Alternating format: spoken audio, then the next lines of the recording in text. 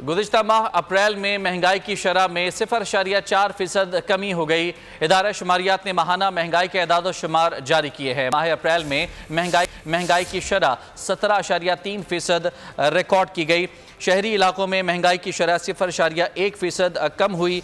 शहरी इलाकों में महंगाई की शरह 19.4% रिकॉर्ड की गई। इदारा शुमारियात के मुताबिक देही इलाकों में महंगाई की शरह में 0.9% कमी हुई है। मजीद जानेंगे, बोल के नुमाइंदे उमर हयात खान हमारे साथ मौजूद हैं। उमर बताइएगा क्या तफसीलात हैं, क्या इदाद शुमार सामने आए? बिल्कुल, गुज़िश्ता माह अप्रैल में जो महंगाई की शरह है उसमें 0.4% की कमी आई है। इदारा शुमारियात की जानिब से जो माहाना महंगाई के इदाद शुमार जारी किए गए हैं उसमें यह बताया गया है कि माह अप्रैल में जो है वो महंगाई की शरह 17.3% रिकॉर्ड की गई है।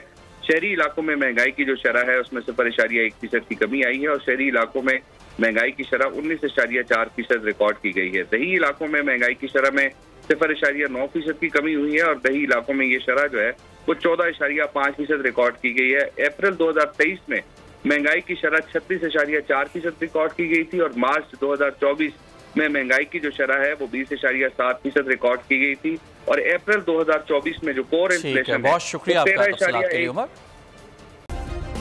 सब्सक्राइब करें और बेल दबाएं ताकि कोई खबर रह न जाए।